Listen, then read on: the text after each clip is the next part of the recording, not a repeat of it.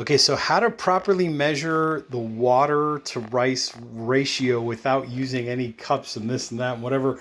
The directions, by the way, now's a good time to hit the like button, hit the subscribe button, hit the notification bell, hit the description for some links to some pretty cool products, and also comment down below if you have any comments. Okay, so the directions when cooking, right, this is Daawat, Ultima, extra long grain, Basmati rice.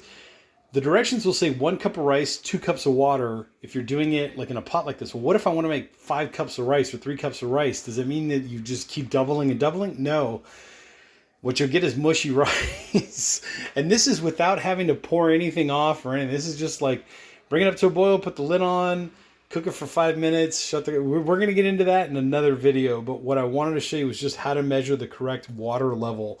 So I've got 3 cups of rice in here. I've already washed and rinsed it. See how clear that water is?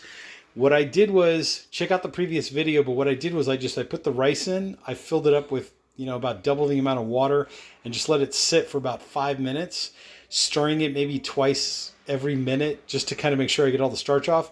Drain that off. I did 1 more rinse, just really quick, and then this is how beautiful and clear the water is. The more clear the water, the less sticky the rice is going to be. Does that make sense? So the clearer the water, the less sticky the rice is because you're washing away all the starch. Okay, so how do we actually measure this? So 3 cups of rice, what I did was I filled this up with fresh, clean water, and now I'm at basically the level of the top of my nail, right? So there's my finger. Everybody's fingers are different, but what you're trying to measure for is about 1/2 inch. You want 1/2 inch of water above the rice and you're set.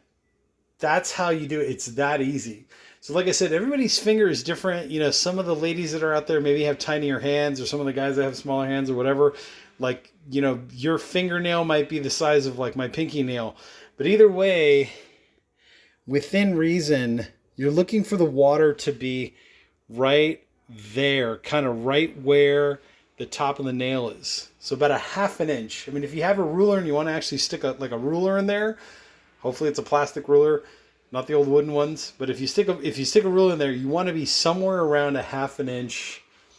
The water should be 1/2 inch higher than the level of the rice, right? And this is all completely level, all uniform, all the way around, right? So there you go. That's how I did it.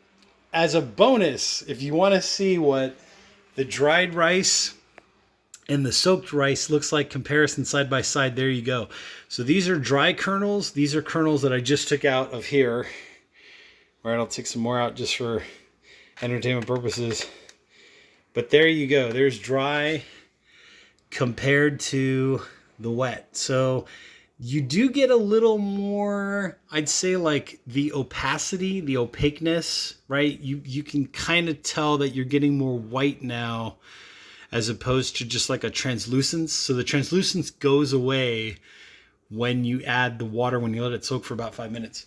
Okay, so stay tuned. I've got another video coming after this one where what I'm going to do is, we've already measured out the water. We've already measured out the rice.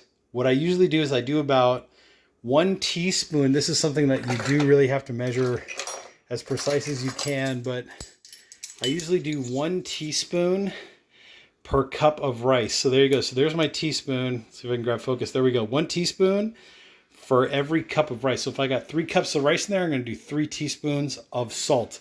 And the salt that I use is the Himalayan pink salts. Usually keep my salt in this container.